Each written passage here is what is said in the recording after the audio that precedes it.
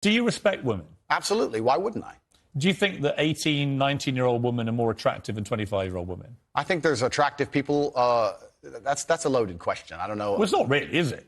I can't. You know why I'm asking it? Of course I do, but I can't sit here and say... For the the benefit of viewers who don't know why I'm asking, you said this. In general, this is also one of the reasons men find youth attractive.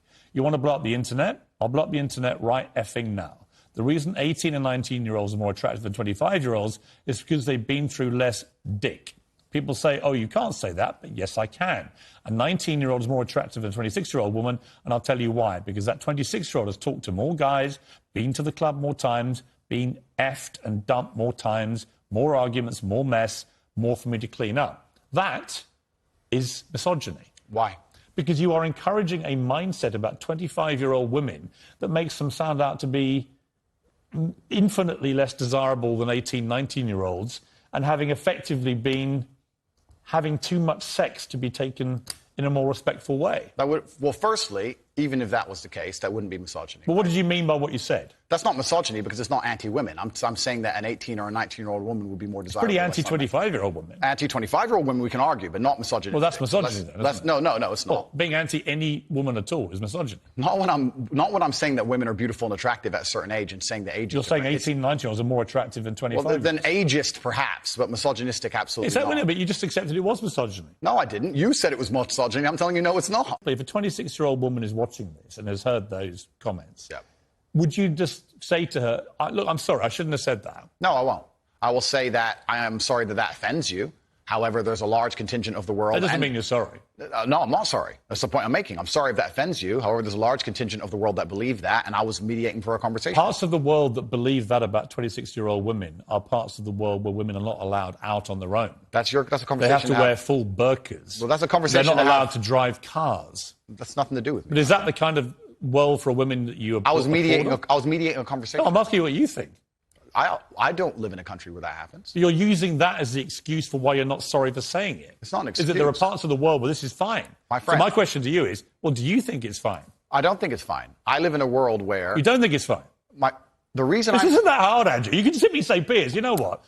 With the benefit of hindsight, I wish I hadn't said it like that. And if a 26-year-old woman's watching, I'm sorry I said that, because that actually is blatantly misogynist. And even though that's a view held by other parts of the world, it's not a view I share. Now, I would respect you more if you said that than if you try and say, well, it's said in other parts of the world, so I'm not sorry. I think that doesn't tell me what you think. Then you need to understand why my content existed in the first place. My content existed because I tried my very hardest to be an absolute and utter realist, especially with uncomfortable truths. I was pointing out that very uncomfortable... Is that a truth? Then? It's an uncomfortable truth in many parts of the world. It's not a truth that I'm happy about. An inquest this week found that a 14-year-old girl, Molly Russell, died from an act of self-harm while suffering from depression and the negative effects of online content. The coroner said she was exposed to material that may have influenced her in a negative way, and in addition, what started as depression had become a much more serious depressive illness, and she very sadly took her life. That's absolutely disgusting. Right. Her father... That's terrible. Her father's campaign for better protections against potentially dangerous social media algorithms, right? It says that the particularly graphic content she saw romanticised acts of self-harm, normalised her condition, and focused on a limited and irrational view without any counterbalance of normality. First of all, what is your response to that? Nothing to do with you. That's the first thing. Yeah, it is nothing to do with me. The fact that a 14-year-old girl took her life is truly sad. The world we live in today is... The fact that something like that happened is almost mind-blowing to me. That's truly sad. I actually feel sad inside to see something like that. What has come clear to me in the interview is that a lot of things you say you wouldn't say now that you've said before. But I'd say them differently, perhaps. Yeah, right. So, to me, that's an acceptance, not just that you want to get back on platforms, because maybe that was one of the reasons you were no platform, but that you've recognised and understood the potential harm to the wrong kind of impressionable mind by some of the things you've said. Would that be fair?